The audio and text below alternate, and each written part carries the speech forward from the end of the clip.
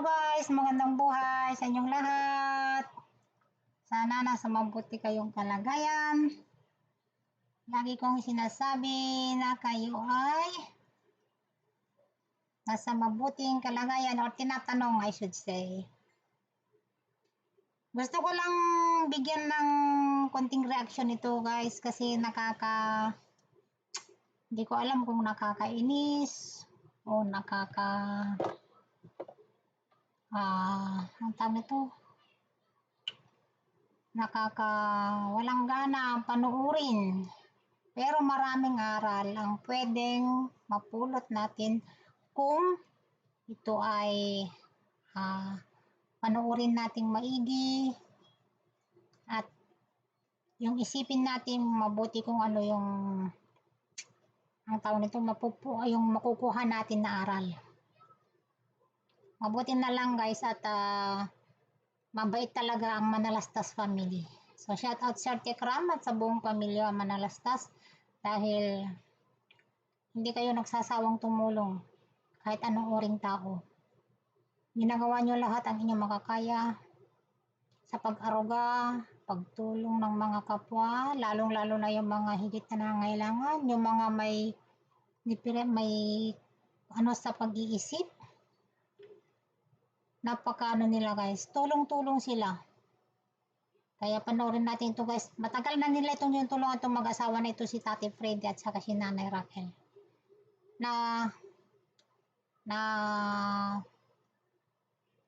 Ano ba yun? Yung hindi ko lang lubos maisip dahil yung asawa niya, si Nanay Raquel, hindi man lang marunong magpatawad. Ang tagal ng panahon ng nakaraan, hindi man lang niya matanggap yung asawa niya. Yung asawa niya, si Tati Freddy, naghahanap ng kalinga ng pamilya. Meron palang ganitong klase ng tao, hindi marunong magpatawad guys. So panoorin natin itong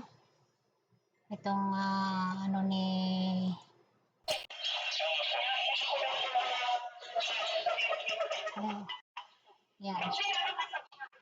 Yan, tingnan nyo kung magsabi.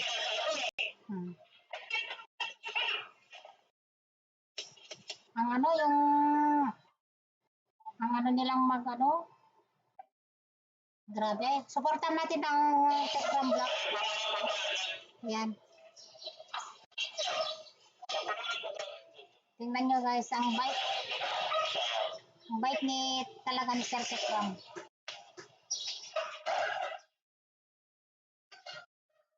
Palagi nilang sinasabi na ganyan si Tati Freddy. Stress yan. Kulang sa pag-aaruga. Ang sipag ni Tati Freddy. Mabait.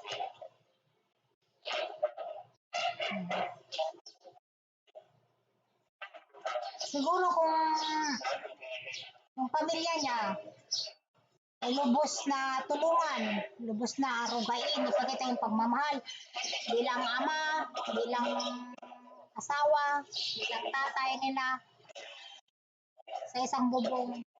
Wala pinapalaya. Ayaw patirahin sa bahay na ginawa ni Sir Tekram. Ginawa nila dahil kay Tati Freddy. Kaya nga ang tagal nag-stay sa lansangan. Mabuti na tagpuan ni Sir Tekram. Kaya nakakalungkot isipin.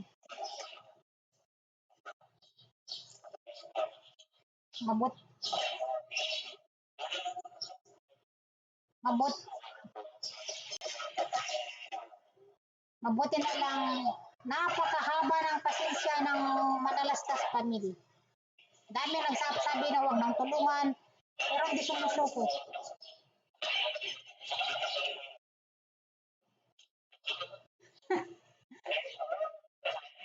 Tatanggalin daw yung bubong ng bahay.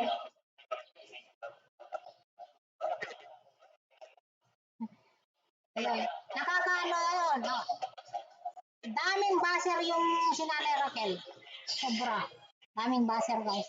Masasakit. Mabuti pa ang Panginoong Diyos marunong magpatawad. Ayan. Gusto ko nakakaano ikat natin ito guys. Punta tayo dito sa gitna para maano natin. Dito sa pupunta sila sa so hanggang dito na lang guys. At sana hello guys, magandang buhay sa inyong lahat. Sana nasa mabuti kayo palagi. Natin iniwan din ng asawa natin ang ating pamilya. Tatlong mga anak. Sana nasa mabuti palagi. Tinatanong huwag natin hayaan na gusto ko lang bigyan ng konting reaction ito guys kasi huwag mag-stay sa bahay. Nakakainis. Nakakaawa naman kasi pamilya natin yun guys. Huwag natin tularan yung ganitong klase ng pamilya.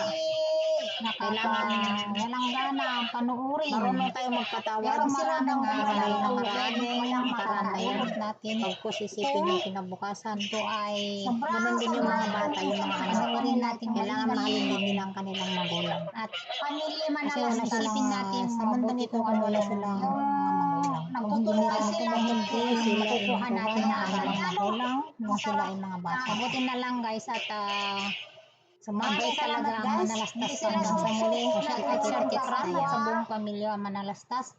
Dahil hindi kayo nagsasawang tumulong kahit anong oring tao. Ginagawa nyo lahat ang inyong makakaya. Mabait yan, sa pag-aruga, pagtulong ng mga kapwa, lalong-lalo na yung mga higit na nangailangan, yung mga may pero ganun kasi ang turing ng kanyang asawa, mga anak. Napakaano nila guys, tulong-tulong sila. Kaya panoorin natin ito guys. Matagal na nila tumutulong itong mag-asawa na ito si Tati Fred at saka si Nanay Raquel.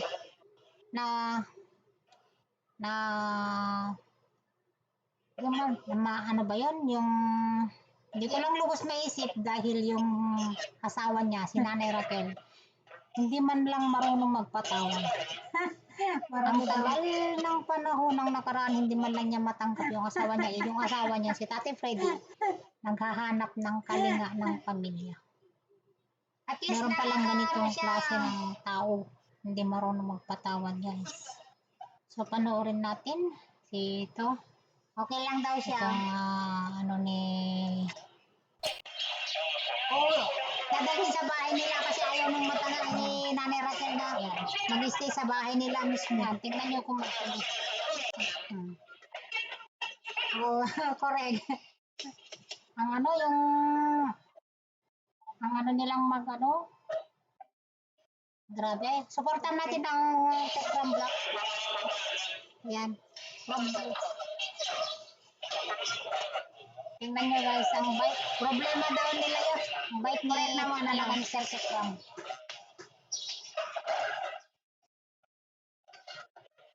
Palagi nilang sinasabi na ganyan si Tati Freddy. Stress yan. Kulang sa pag-aaral ba? Ayan, tama. Ang sipag ni Tati Freddy. Mabait. Kaya hinaharas daw. Kakalungkot. Siguro kung pamilya niya, patisikin ka, ay lubos na tulungan, lubos na arugain, ipakita yung pagmamahal bilang ama, bilang asawa, hindi ka walang arugain sa isang bubong.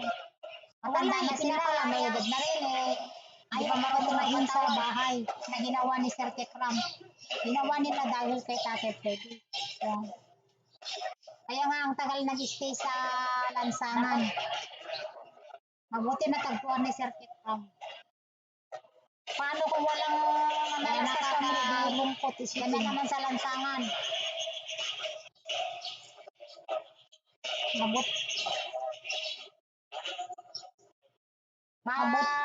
Babalik na naman siya sa lansangan. Mabuti na lang, napakahaba ng pasensya ng nalalastas pamilya. Kawawang Tatay Freddy. Sabi na huwag nang tulungan. Pero napakabuti ng Diyos dahil maraming nagmamahal sa kanya, mga viewers. Yes, ako. Tatanggalin daw yung bubong ng bahay.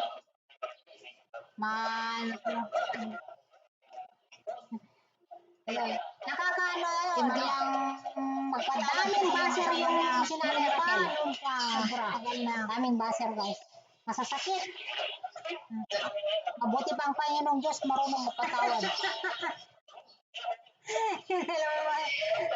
Yung dalawa gusto ba nag-jokes pa. Nakakaano. Iikat natin ito guys. Punta tayo dito sa mga gitna para maano natin. Dito sa pupunta sila sa kainan. Ayan. Ay mayroong ano. Ayan.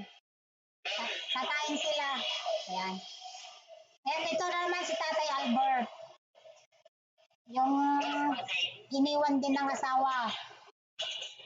May 3 mga anak. Yung kinuha din ni Sir Kekram. Ngayon, okay na sila.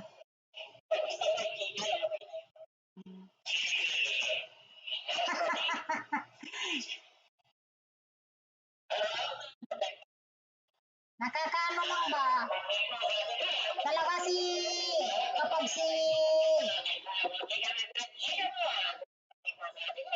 kapag si Lord ang gumalaw, walang makakahadlang. Sobrang akong saludo sa kanila itong si Sir Kekram. Pamilya Manalastas. Yung nagtutulungan sila kaya ang ganda no, ang sarap na ano. Hindi sila sumusuko na tumulong sa kapwa. Ayan, tignan mo yung tamis ng ngiti ni Tatay Freddy.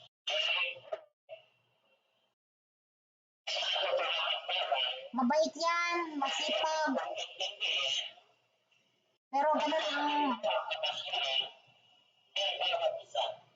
ganun kasi ang turing ng kanyang asawa, mga anak.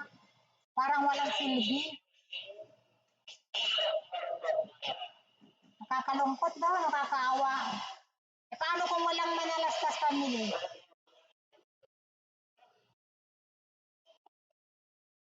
Yung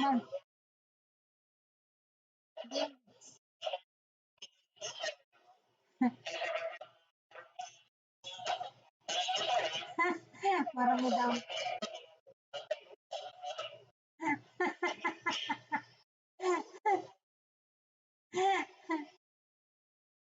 At least nakakaano siya.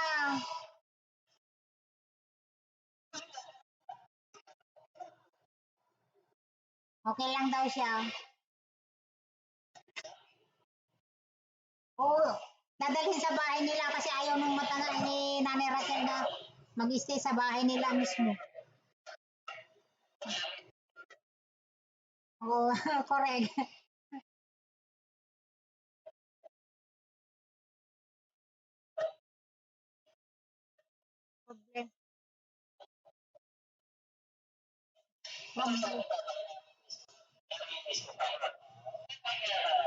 Problema daw nila yun. Correct naman ano.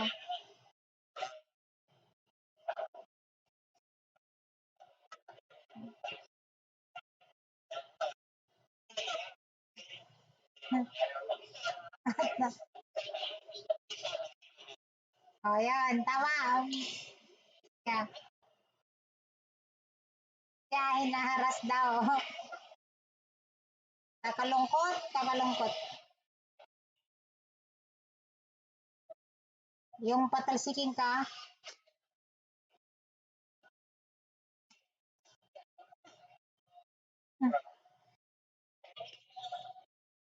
hindi ka walang arugain. Matanda na sila, may edad na rin eh. Hindi pa marunong magpatawad.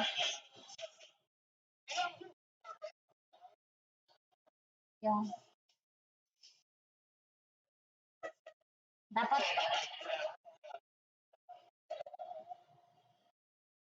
paano kung walang Manalastas family di yan na naman sa lansangan.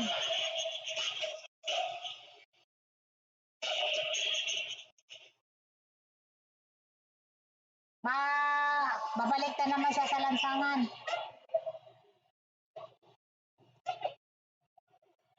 Ay nako. Kawawang Tatay Freddy. Pero napakabuti ng Diyos dahil maraming nagmamahal sa kanya, mga viewers. Yes, ano, man, di man lang magpatawad kasi yung asawa niya.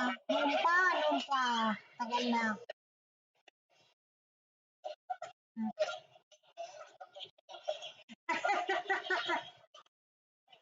yung dalawa, yung dalawa matanda, nagjo-jokes pa.